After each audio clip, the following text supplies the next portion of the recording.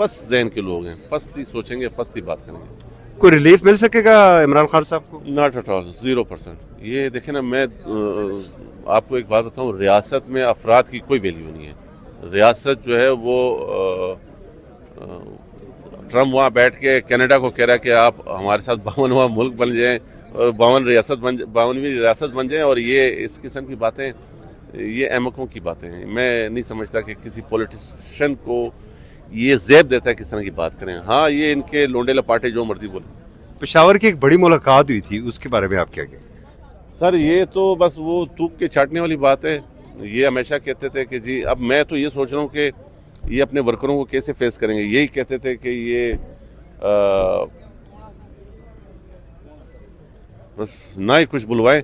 तो मतलब बात ये कि हकीकत तो ये कि ये दोबारा बोल रहा हूँ, खुदा ना करे कि इस जैसा तजर्बा पाकिस्तान पे कोई दोबारा हो। बिल्कुल सही। ये बताइएगा सर कि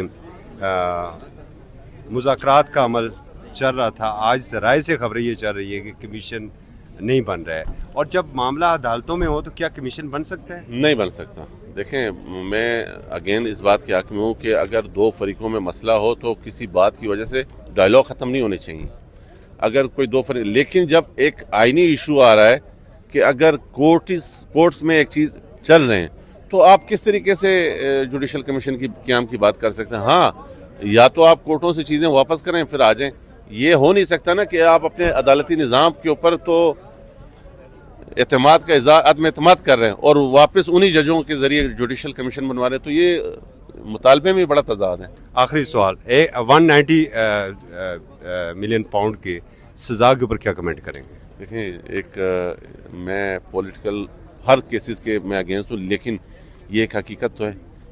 190 पाउंड के जो मिलियन पाउंड के जो इशू है, ये तो हकीकत है। लिफाफा नहीं खोलने दिया, और वो कैबिनेट के लोग और वो तमाम लोग जो इसमें शामिल हैं, उनको भी शामिल तफ्तीश करना चाहिए। बहुत शुक्रिया सर।